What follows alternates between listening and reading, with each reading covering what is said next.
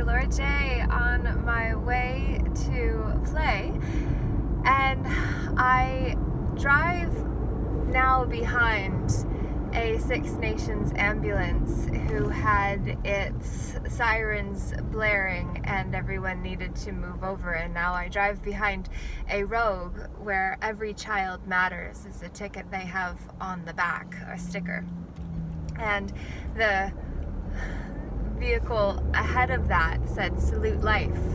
And as that ambulance went by, I prayed for the one that is in it, and it felt big and profound. And it actually, that practice is and was inspired by Carolyn Myss, whose soul contracts I'm listening to, the one on sacred adversarial soulmates, in fact, at this point now.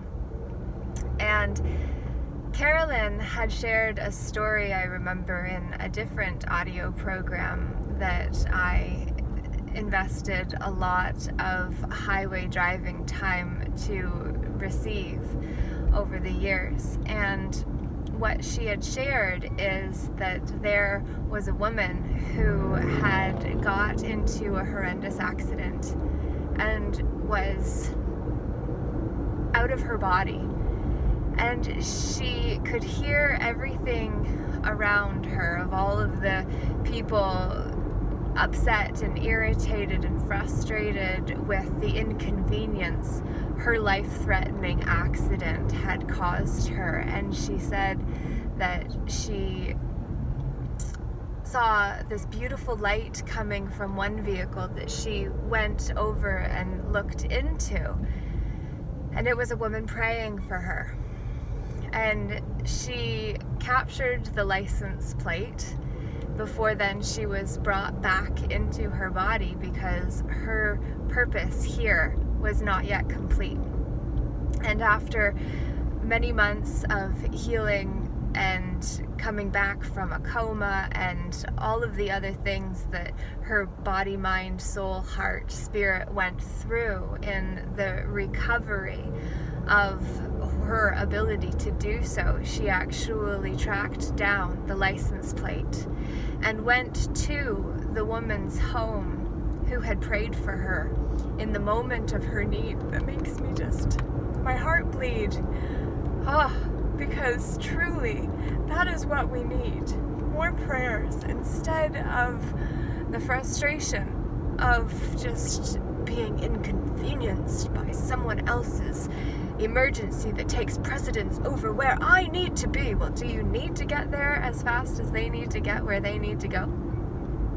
And so she brought flowers to that woman who had no idea who she was, because obviously she never got to see the woman in need that she prayed for, as I will not.